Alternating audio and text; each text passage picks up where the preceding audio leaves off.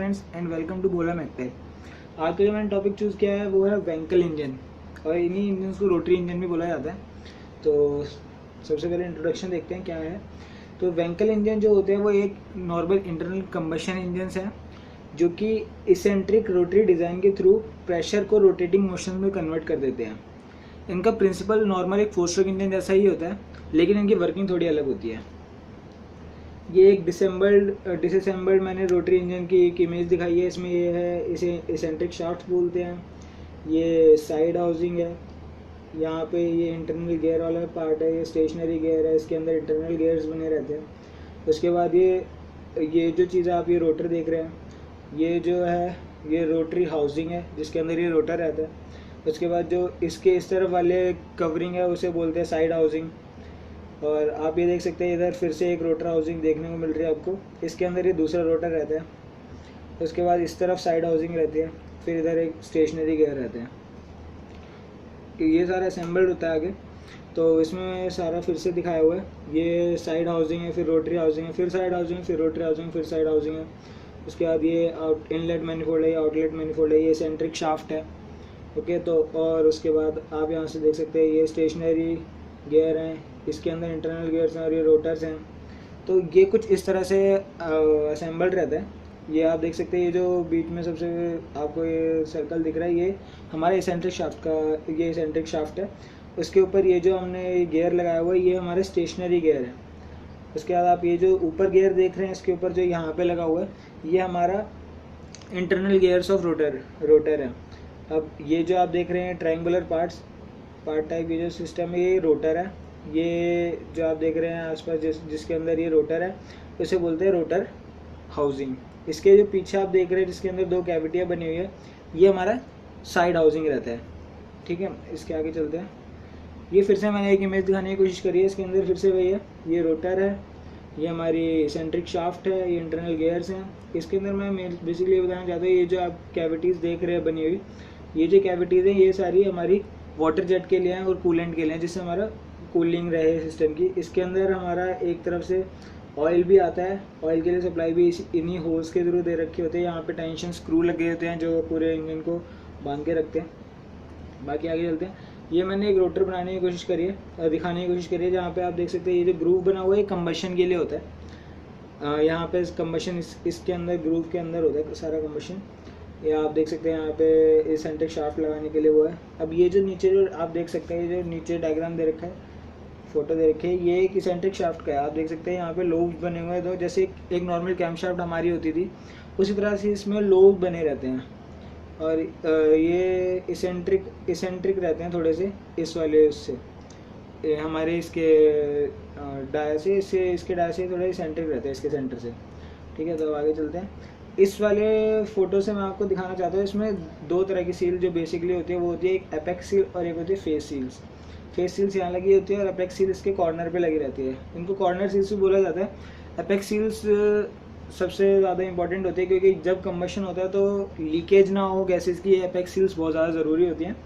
जो apex seals होती हैं ये हर टाइम उसके कॉन्टैक्ट में रहती है हमारी रोटर हाउसिंग के, तो ये घिसती भी बहुत जल्दी है। तो इसका एक डिसएडवांटेज है इस इंजन का। बाकी इसमें मैंने दिखाने की कोशिश, इसमें जो ये फ़ोटो है इसमें दिखाने की कोशिश करी है कि कॉर्नर सील का क्या पाथ रहता है पूरे टाइम पर। उसके बाद यहाँ से आप देख सकते हैं ऑयल सील का क्या ट्रैक रहता है पूरे जब एक रोटेशन हो रही होती है। उसके बाद ये इनटेक पोर्ट यहाँ दिखाया हुआ है, इनटेक रनर जहाँ से इनटेक गैसेज आते हैं और इसके थ्रू इस चैम्बर के अंदर एंटर कर जाती है। उसके बाद साइड सील वियर ट्रैक क्या होता है, साइड सील का जो होता है वो इस तरह से साइड सील ट्रैवल करती है अंदर। बाकी मेनली मैं ये दिखाना चाहता हूँ, ये देखिए आप इसमें वाटर जैकेट के लिए बनाया होता है। यहाँ से डिपस्टिक लगाते हैं आप, डिपस्टिक लगा के आप ऑयल मेजर कर सकते हैं। यहाँ से ऑयल फिल्टर के लिए ट्यूब आती है। ठीक है, यही सारे इसमें सिस्टम रहता है। अब इसकी वर्किंग क्या है, मेन वर्किंग जब होती है तो सबसे पहले आप एज्यूम करिए कि आप इस पोजीशन पे आपका इंजन। तो जब आप इंजन के लिए इग्निशन के लिए स्टार्ट करते हैं तो सबसे पहले स्टार्टर मोटर घूमती है और वो इसके एसेंट्रिक शाफ्ट को रोटेट करती है। जब वो एसेंट्रिक शाफ्ट को रोटेट करती है तब क्या होता है, कि जब इसेंट्रिक शाफ्ट रोटेट करेगी उसकी वजह से रोटर रोटेट करना स्टार्ट करेगा। मान लीजिए अगर ये क्लॉकवाइज रोटेट कर रही है, इस तरह से पिस्टन ये रोटर रोटेट कर रहा है, तो क्या होगा जब ये चीज़ इधर रोटेट करके आएगी तो यहाँ की ये जो वॉल्यूम है वो इंक्रीज़ करेगी, क्योंकि आप देख सकते हैं यहाँ पे कितना कम वॉल्यूम है, और जब आगे बढ़ के आया तो आप देख सकते हैं वॉल्यूम इंक्रीज़ कर रहा है। तो जब ये वॉल्यूम इंक्रीज़ करेगा तो जो वॉल्यूम इसको चाहिए तो ये इंटेक पोर्ट है उससे अपनी वॉल्यूम लेगा, तो उसकी वजह से सक्शन होगा। सक्शन होने की वजह से यहाँ से हमारा एयर फिल मिक्सचर ये एंटर कर जाएगा इस सिलेंडर के अंदर।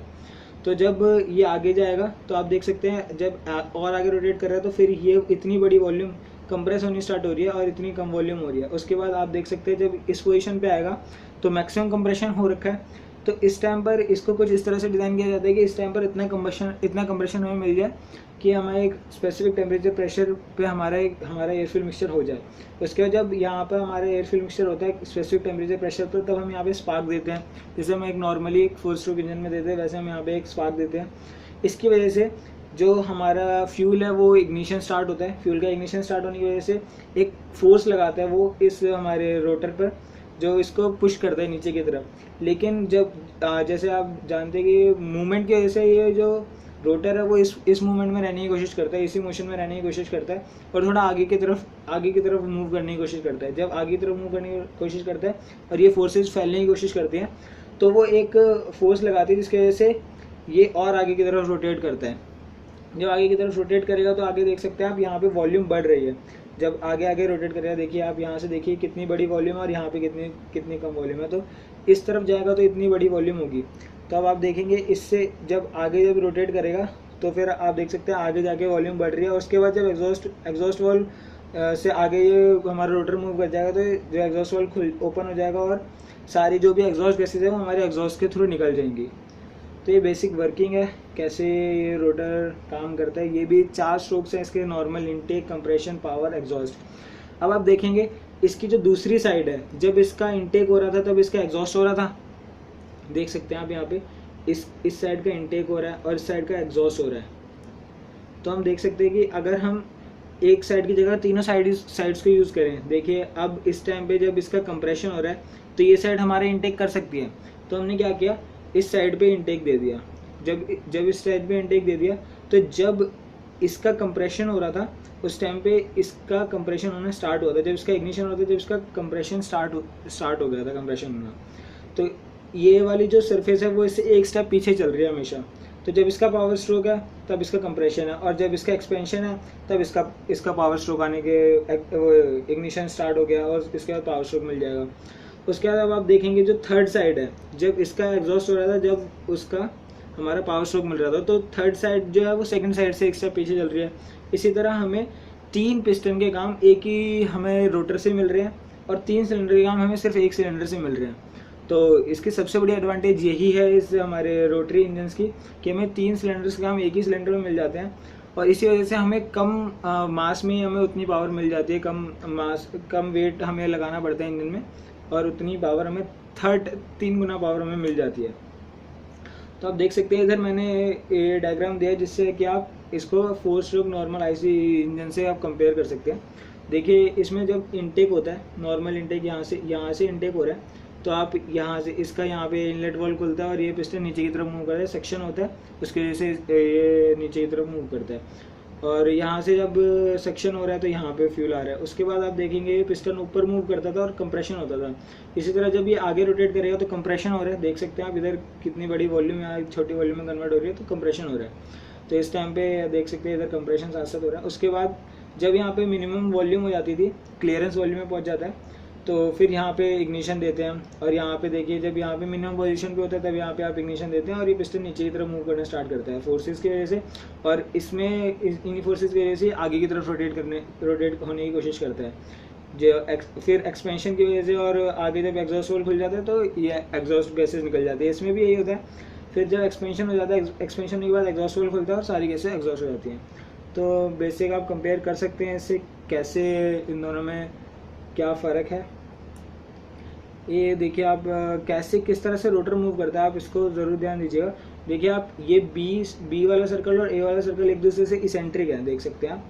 तो ये इसेंट्रिक इसलिए बनाए जाते हैं ताकि रोटर इस तरह से मूव कर सके। रोटर एक फिक्स पॉइंट पे मूव तो कर रहा है, लेकिन वो फिक्स पॉइंट ये है, कोई उसका सेंटर पॉइंट नहीं है रोटर का, तो इसेंट्रिक है इसीलिए इस तरह से मूव कर पाता है। बाकी आप देख सकते हैं यहाँ से इनटेक हो रहा है, फिर यहाँ पे कंप्रेशन, एक्सपेंशन और एग्जॉस्ट, फिर इग्निशन, फिर कंप्रेशन, फिर इग्निशन, एग्जॉस्ट। इसी तरह से बार बार ये साइकिल चलती रहती है, ऐसी तीनों फेसेस के लिए साइकिल चलती है। तो ये बेसिक कैसे रोटर मूव करता है आप देख लीजिए। अब मेन एडवांटेजेस क्या हैं? सबसे ज़्यादा एडवांटेजेस इसकी ये हैं कि इसमें सिंप्लिसिटी है, बहुत सिंपल सा स्ट्रक्चर आप देख सकते हैं। सिंपल एक रोटर मूव कर रहे हैं एक हमारे रोटेटिंग केस में, रोटर केस में। उसके बाद इसमें स्मूथनेस है, कितना स्मूथली चल रहा है, कोई वाइब्रेशंस अब उसमें पिस्टन में ऊपर जाता है BDC TDC, इसमें इतनी वजह से रेसिप्रोकेशन होती है, रेसिप्रोकेटिंग की वजह से इसमें सबसे ज़्यादा वाइब्रेशंस होती हैं। तो इतना स्मूथ है, बहुत सिंपल है, कॉम्पैक्ट है। इतने छोटे से इंजन में हमारे तीन इंजन की पावर मिल रही है, तो बहुत ज़्यादा कॉम्पैक्ट भी होता है। और इसमें इस इंजन से हमें हाई RPM मिलती है, बहुत ज़्यादा हाई RPM हमें इस इंजन से मिल सकती है। और high power to weight ratio, जैसा मैंने आपको बताया था कि हमें एक ही इंजन से 3 इंजन की पावर मिल जाती है, तो high power to weight ratio हो ही जाता है ये। तो ये भी वही पॉइंट है। और इसमें हम जल्दी से जल्दी हम हाई RPM में पहुँच सकते हैं। इसका मतलब इसका पिकअप थोड़ा ज़्यादा रहता है, ठीक है। इसमें वाइब्रेशंस बिल्कुल नहीं होती, जैसा मैंने आपको बताया कि इसमें कुछ भी रेसिप्रोकेटिंग तो है नहीं, सब कुछ रोटेटिंग है, तो इसलिए इसमें कोई भी वाइब्रेशन नहीं होती। और इसमें इंजन नॉकिंग के कोई चांसेस ही नहीं है। इंजन नॉकिंग जो भी होती थी उसमें रेसिप्रोकेशन की वजह से होती थी, और इसमें कोई रेसिप्रोकेशन है नहीं, तो यहाँ पे इंजन नॉकिंग के कोई चांसेस ही नहीं है। तो ये भी वही टॉर्क और ये सारे मैं पॉइंट आपको समझा चुका हूँ। आगे चलते हैं डिसएडवांटेजेस। अब इसका कंबशन चैम्बर कुछ इस तरह से शेप्ड होता है, जिसकी वजह से इसमें हमारा कंप्लीटली कंबशन नहीं हो पाता है, क्योंकि कंबशन कंप्लीट होने से पहले हमारा एग्जॉस्ट वाल्व खुल जाता है। इससे कई सारे गैसेज हमारी अनबर्न रह जाते हैं और वो हमारे एग्जॉस्ट के साथ निकल जाते हैं। तो इसका सबसे बड़ा डिसएडवांटेज यही है, जिसकी वजह से इसकी एफिशिएंसी थोड़ी कम हो जाती है। और मैंने सीलिंग के लिए आपको बताया था कि सील्स जो हैं इसकी वो बार बार हमारे उसके साथ रब करती हैं, रब होने की वजह से वो वियर आउट हो जाती हैं कुछ टाइम बाद, और उसकी सील्स ख़राब हो जाती हैं। इस वजह से हमारा काफ़ी ज़्यादा एफिशिएंसी लॉस होता है, क्योंकि जो भी कंप्रेशन है वो ढंग से नहीं हो पाता, एक्सपेंशन ढंग से नहीं हो पाता। तो ये इसके कुछ लॉसेज हैं। उसके बाद इसमें कंबशन भी कुछ स्लो होता है, कि पूरा कंप्लीट कंप्रेशन हमें नहीं मिल पाता जितना हमें चाहिए होता है। जो हम 4 स्ट्रोक इंजन, जो बेसिक IC इंजन है उसमें हम मिल सकता है, वो हमें इसमें इतना कम्प्लीटली नहीं मिल पाता। इसमें फ्यूल इकोनॉमी थोड़ी कम होती है। फ्यूल इकोनॉमी वही, क्योंकि फ्यूल अनबर्न फ्यूल हमारा बाहर निकल जाता है, इस वजह से फ्यूल इकोनॉमी कम होती है। और एमिशंस बेकार होंगे, क्योंकि जब हमारा फ्यूल कम्प्लीटली बर्न नहीं होता है एमिशंस अच्छे नहीं होते। तो ये कुछ डिसएडवांटेजेस हैं इसके। तो एट लास्ट मैं आपको बोलना चाहूँगा थैंक यू गाइज, और प्लीज़ मेरी वीडियोज़ को लाइक करिए और मेरे चैनल को सब्सक्राइब करिए। और कुछ भी सवाल या फिर कोई भी एडवाइस आप मेरे चैनल के लिए देना चाहेंगे तो प्लीज़ आप कमेंट सेक्शन में लिखिए, मैं उन पर ध्यान देने की ज़रूर कोशिश करूँगा। Thank you guys for your support, thanks a lot.